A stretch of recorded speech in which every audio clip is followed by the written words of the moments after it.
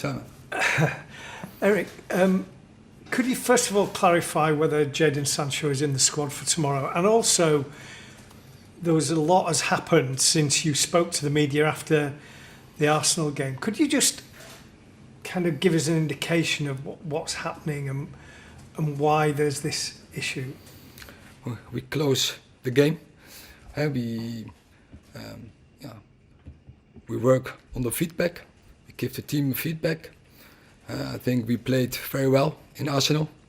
You could already see before the game, we trained very well, we played very well. I think we deserved much more in Arsenal. It was not on our side. That was definitely the outcome of our analysis. But you see, we are progressing against a good Arsenal. But minimum, we had to get a draw there, and I think we should have won there. But we didn't. But we take the performance, and also in the last 2 days when all the players they came back, we trained very well, and we are ready to fight Brighton. Very good Brighton, but we are really looking forward to. We have a lot of energy. Like I say, we have a good fight, so we are ready for it. With respect, I asked you about Jadon Sancho and his response to what you said after that game, and also the statement that came out yesterday, whether there's been any resolution to that. I think everything is set. So, and as I said, squad is strong, squad is in good spirit, good mood, go into the game. It doesn't feel as though there's a good mood when you consider the Jadon situation. Anthony obviously is not available to you. How can the squad be in? They are very good because you have sometimes setbacks in seasons. Players are injured or other reasons. They are not available, and therefore you construct a squad. And the squad is very good, and players who are available are very motivated to give a good performance.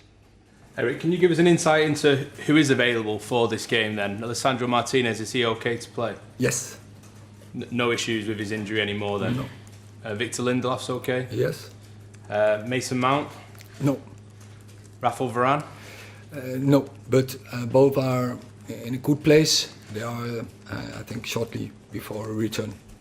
Can I ask you about Harry Maguire as well? The England manager Gareth Southgate and Harry's mum actually have spoken out about some of the abuse that Harry's received over the last few weeks, months, even years for Harry, the way it's been going. How have you supported him through this situation? You see him on a day-to-day basis here around the club. Yeah, but I think already I've said many times, it's disrespectful. He doesn't deserve it. He's a great player. He's given great performances. It's crazy, but it's how it works, and Harry has to block this by performances. And obviously Harry said as well that he feels he's able to cope with the criticism, the scrutiny, the abuse. On a day-to-day basis, like I say, being here around him, how do you see him dealing with that? Yeah, good, but it's unjustified. If you see his career, it's a great career, and it has a lot to come. And as I said, he has to block it by good performances. Thank you. Hi, Erik. How much do you feel sometimes a bit of a father figure to some of these players? With all the management you have to do around them, it's not just what they're doing on the training pitch, is it? No, it's also you live with the generation. It's about team constructions, the group dynamic, but it's always about team. And team is ahead of anything else. But in that team, anyone plays his role, and anyone is different, has different characters, and you have to manage those characters. But also, as I said, the team is always above anything else. And we know that you can have a very, very strict line sometimes. Do you stick to that with these players, or have you been able to give a bit more leeway to some than others? Yeah, but strict line, that is what the point. But the club asked me because there was no good culture before I entered last season to set some standards, and that's what I did. Then it's my job to control the standards, and of course it's not, it's never have been as well that someone when you make one mistake. No, there is a whole process